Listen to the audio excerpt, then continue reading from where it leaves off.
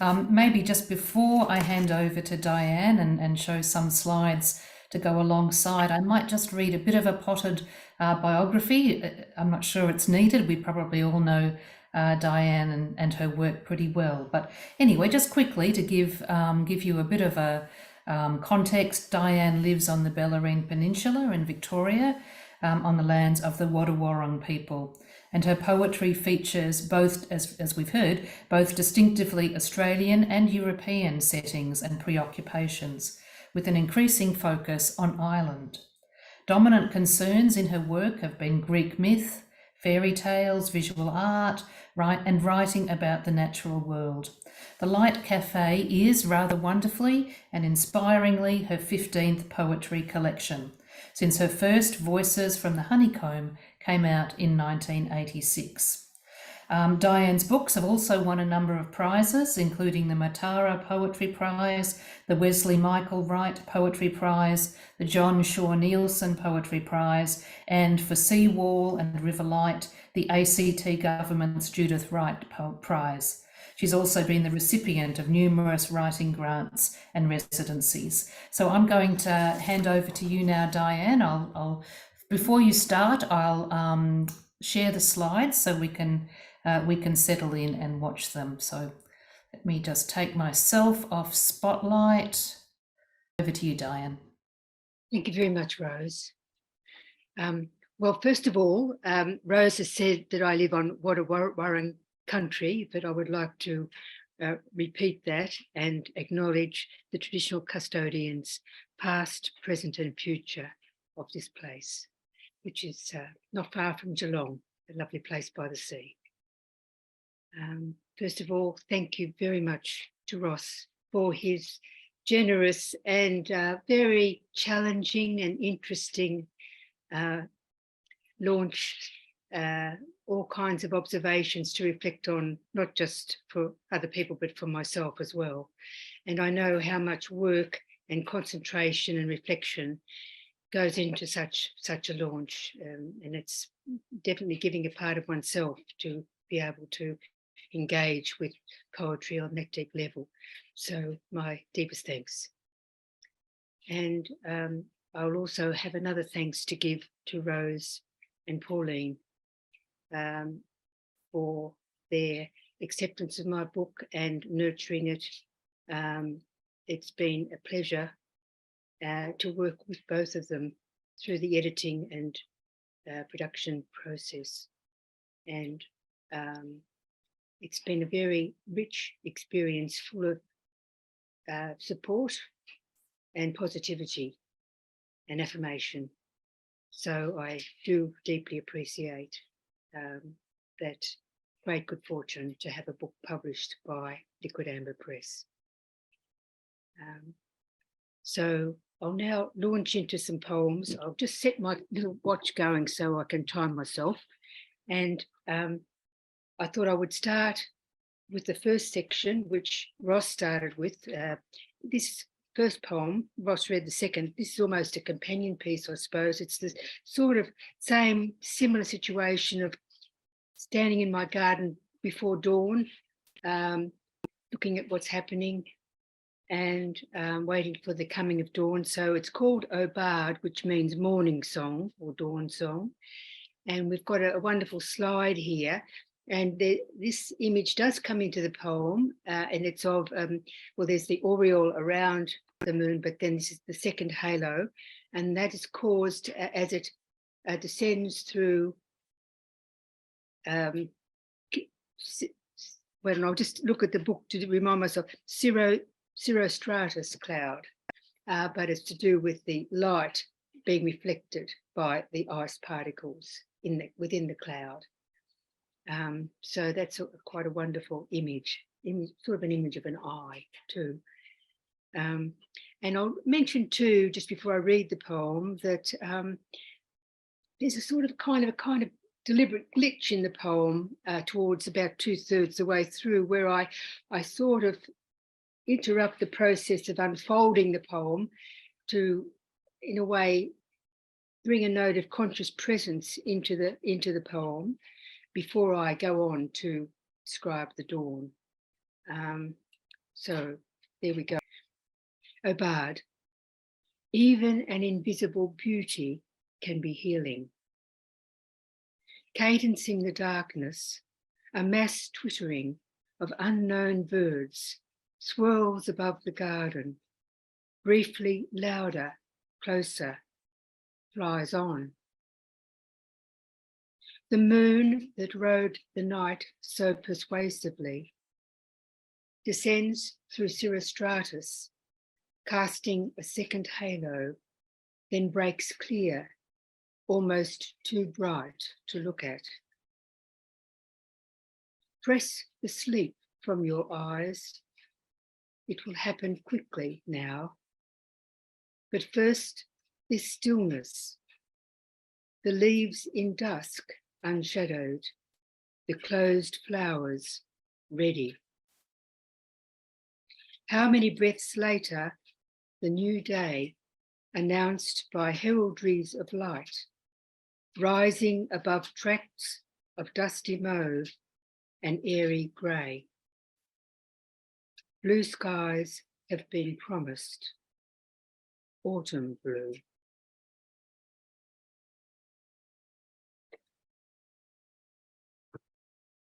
Now, this is a poem that starts the book in the moon section, but this second poem I'll read, called Moonlit Room, continues with the moon theme. And the poem is going to be about this room that you see, but in a moment, Rose will show you also a second painting by the painter Wilhelm Hammershøi. I was looking online, it's Hammershøi. The pronunciation seems to be used by the experts. So, Wilhelm Hammershøi lived in this large apartment in Copenhagen, and he lived there with his wife Ida. And in this particular version, you can see that there is a window opposite, which is also part of his apartment complex. And there's a kind of courtyard below between the two wings of the building. So in the previous painting, set at the night, you can't see that glimpse of a window. So he was fascinated by light, by geometric forms, and he's very famous for distilling a sense of stillness and silence in these many wonderful paintings of interiors, so many of which you can find online. And I think about half his oeuvre is to do with interiors, and most of them are about his own apartment. And so there are a number of works of this particular room taken at different stages of light and different times of day. So it's quite a fascinating journey.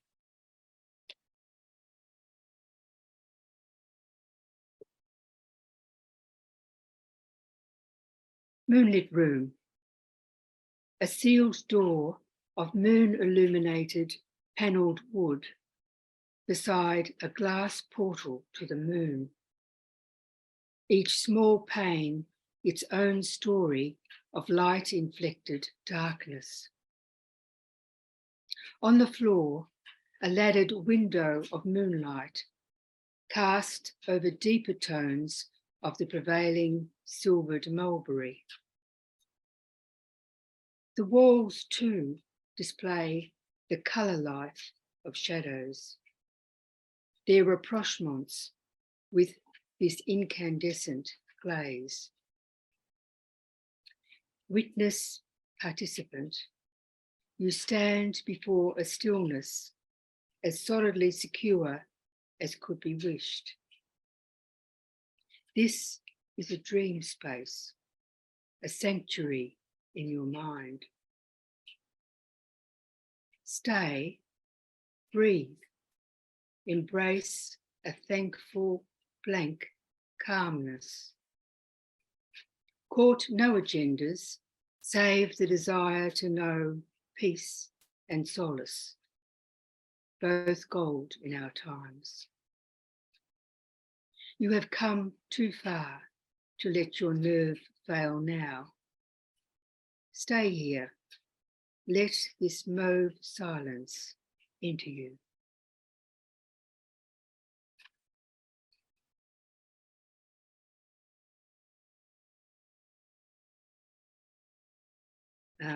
I now come to another ekphrastic poem on the painting that you find on the cover of my book. The Balcony Room is its title. It's by Adolf Menzel, and he was painting near the middle of the 19th century. And it was at a time where it was the Biedermeier period, a phase of culture and style, which was through Europe, but in Germany, it was coming to an end, generally, I think, too. Hard to pin down or generalise, but it's seen as praising the middle class life and shows often very well appointed furnished rooms, and depicts the life culture of books, writing desks, and so on. But it's left a complex legacy, but some aspects of it are appreciated freshly today, but others are seen as being a fairly self-serving middle class kind of focus. So I think what we're looking at is, in its way, a revolutionary poem with Menzel, whom Edouard Degas, by the way, over in Paris, thought was the best painter in Europe at the time. He's presenting us a room, and I believe it's a parlour. No, it's a balcony room. Sorry, it's a balcony room. And we can't really establish what happens in this room, or if it's in a state of transition or whatever. So it seems to upset our expectations, which is perhaps in the circumstances a good thing. For me, I'm totally beguiled by the image of the curtains, and the idea of a fresh breeze coming in is a lovely idea too, bringing a new current of energy and a new direction with this painting. The balcony room.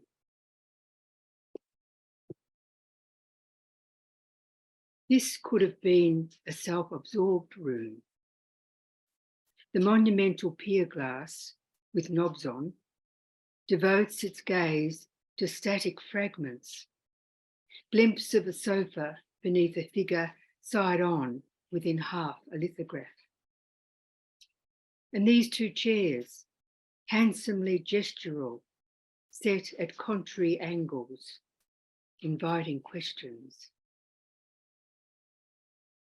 The curtains, however, billows of grey-shaded, flowered white, say that here is a room open to the conversations of air.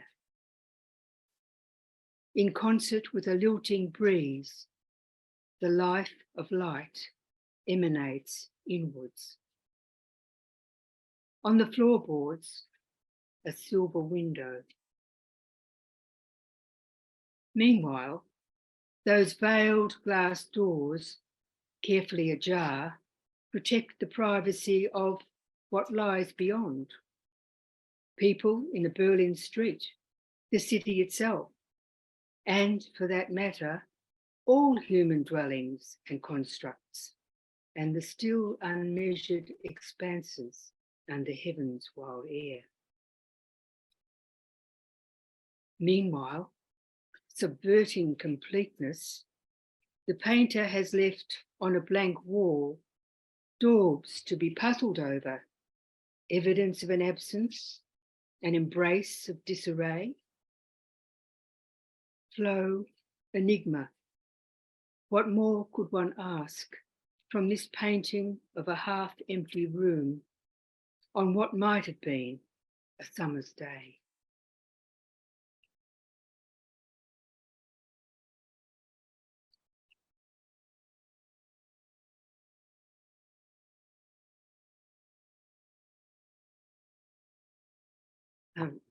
So this is the title poem, The Light Café.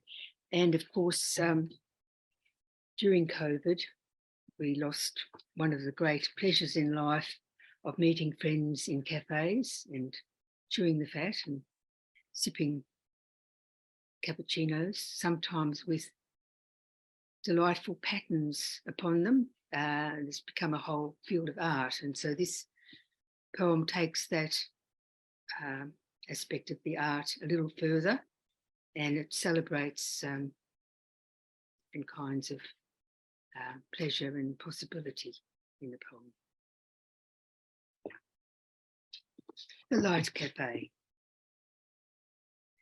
I make for my usual spot, the table nearest the kitchen. A cappuccino is brought. On its airy crest, a rose-shaped sprinkle of gold. The Titian, served in a sumptuous red cup, its aura gleaming up at me. Each time the kitchen doors swing open, snapshot glimpse of beguiling wonders, there is, and this I love, an Empyrean flair, rendering even more piquant the magical circle before me. My friend arrives, settles with style, asks the waiter in matte black for a flat white with chiaroscuro design, the Caravaggio, its drama and intrigue masking double-shot depths. We sip, we contemplate, and watch without envy those silhouetted against the changing streetscape,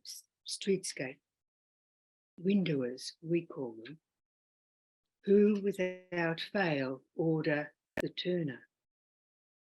Luminous sky streaks, a transfigured cloud or two, hovering a finger's breadth above an umber sea. On gloomy days, glorious, but in full sun, wasted in our view, all radiance lost. The addicts of subtle light, seated back from the windows while still framed by them, still bathed in their weather news, choose the Vermeer. Each takes a half hour to create, is calmly carried in, set with reverent care upon the white cloth. Musing in silence under the round skylight, most are slow to touch cup to lip. Some simply gaze at the blessed configurations, do not drink. The Light Café, quietly famous, opens from dawn until sundown. Its walls unadorned white. At the square room centre, a table bedecked sometimes with orchids, the egret, the dove, or frangipani, today gardenias.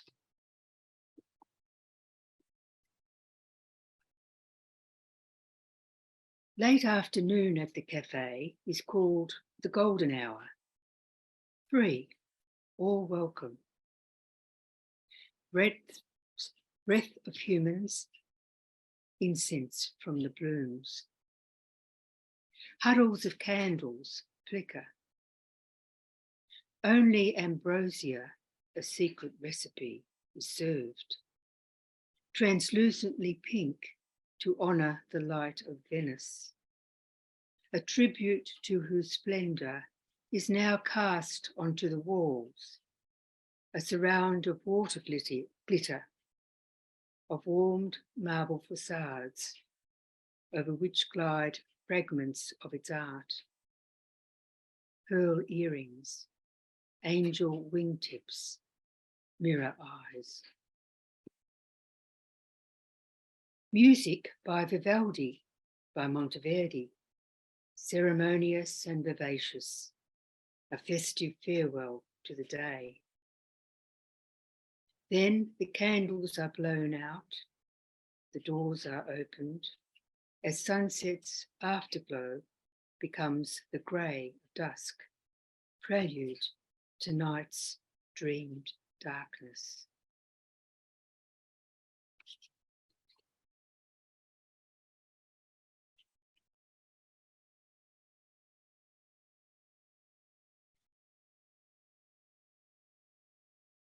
This next poem is called Lost Words, and it was inspired by a quote in the book you see before you there, Robert Macfarlane's Landmarks, Robert Macfarlane being one of the very great nature writers of our times. And he went on to write a book called The Lost Words, which did something similar to what I'm doing in this poem, which is reclaiming the words that were lost. And how they were lost, well, in an edition of the Oxford Junior Dictionary, there were some words omitted, and I'll tell you what some of them were. And they were omitted because they were not seeming to the editors to reflect the quote, the consensus experience of modern day childhood, end of quote. And these are some of the words, all of which this selection I use in the poem: ash, fern, hazel, heron, ivy, kingfisher, nectar, pasture, and willow. He writes, for blackberry with a small b, write blackberry, that's with a large b. So different times, maybe. The poem, Lost Words. Come with me. When the sun is half risen, we'll set out, moving against wind-brushed silence. At the ivied wall atop the hill, a growing ruin, we'll turn right, skirt summery pastures, their shifting nap of shadows, and be brought to the river, where willow fronds refigure the ciphered flow. We'll read the signs, plant ourselves. Let's hope there's a kingfisher, each dive a turquoise spear flash, thought-defying, eye-defying, the calm suddenness of it all. Above the stream's muscled body, a heron may flap casually, bluffing each gust, to alight among reeds, brimful of kiwi. Along the riverbank, ferns, vines, hazel and ash, brambles. But no blackberries, alas. We could have had breakfast. So far, our companionship still wears the charm of wordlessness. The heron squawks with a capital K, its only word. The wished-for kingfisher arrives and, one blink later, plucks an edible trinket. Is it time yet for words? No. You paddle beside a drowned branch. I look for special stones. The way back, we chance upon a cache of blackberries near the ruin. You say, and I say, ah. Then, speaking with one voice, we savour the word, its nectar in our mouths. Blackberries. Yes. So I'll read Aquarium now.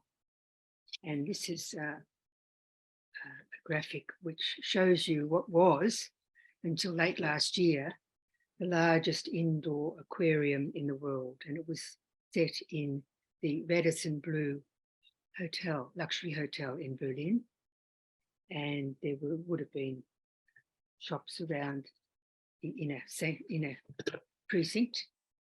And no one knows why, perhaps an extreme of cold caused a crack in what I suppose must be a form of vinyl glass, or what's that word? Acrylic glass, maybe some form of acrylic glass. And when I was watching a live thread of this, there were fish right around the top, larger fish, just going round and round together at the top there. And so this is a poem about the consequences of that collapse. Aquarium.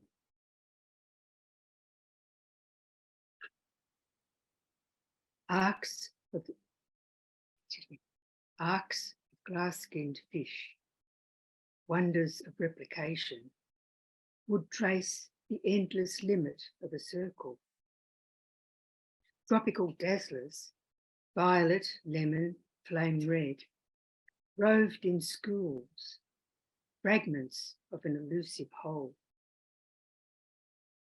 Then the shockwave, the collapsing second that left each fish beached, breathless, among shards and twisted metal, inside the precinct of a luxury hotel. Beyond its unhinged front doors, war zone mayhem. No cars in the watery street. Wrapped chocolates from the lint store, brightly afloat. It was, mercifully, early morning. Few people were about. 2 of those received injuries. An hour earlier, mass casualties of humans would have occurred. Most of the fish died. That glass column had loomed, an aquatic Tower of Babel, a sightseer's elevator at its core. The glamorous sea gleam of possibilities, misguided dreams, ending in chaos, lethal debris.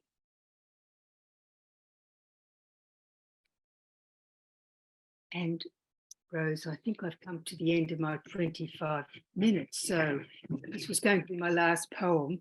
What do you think? Shall I read it quickly? Oh, I can't read it quickly. I can only read it at the right pace. Let's listen to this poem, Diane. That would be great to finish. The wonderful graphics, so we'll do it that way. So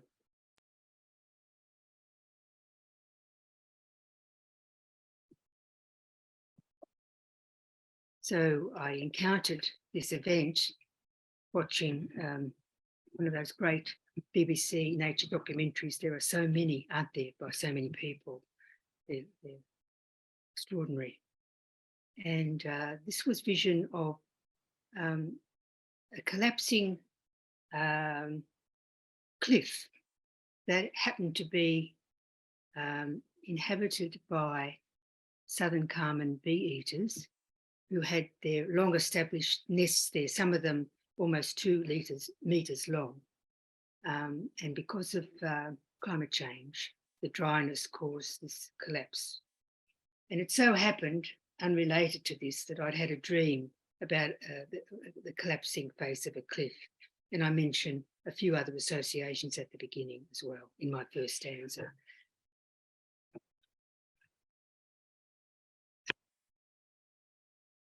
Weeks ago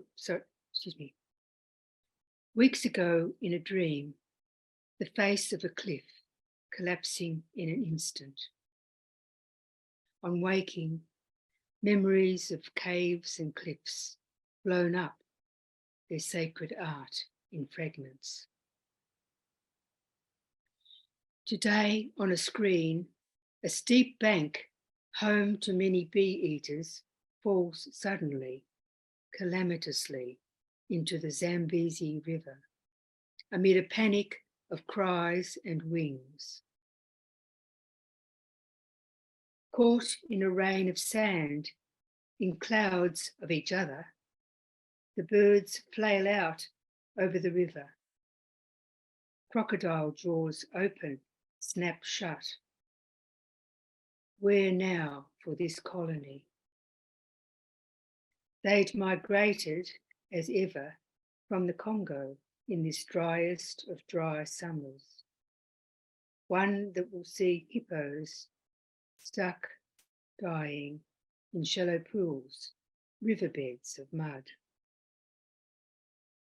The bee-eaters had settled back into nesting holes, a metre deep and more, pocking that long, sun-baked rise, a city of oval windows framing vigilant faces.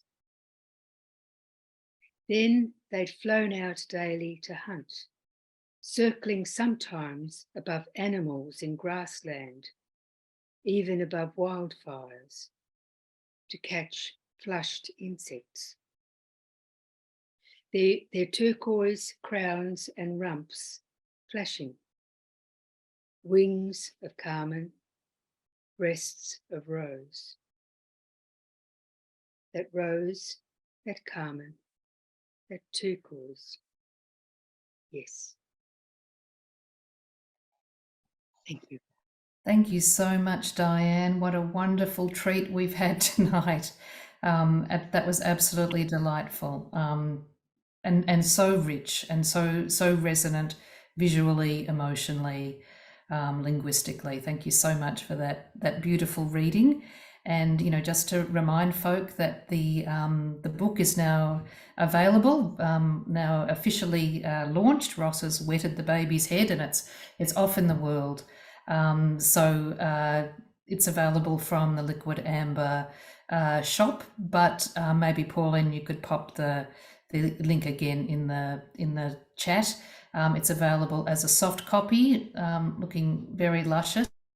And it's beautiful, as you can imagine, and also available as a digital copy, a downloadable PDF. So do support Diane and really enjoy this poetry. It's a real thrill. So thank you again very much, Diane, for being with us tonight and reading so beautifully.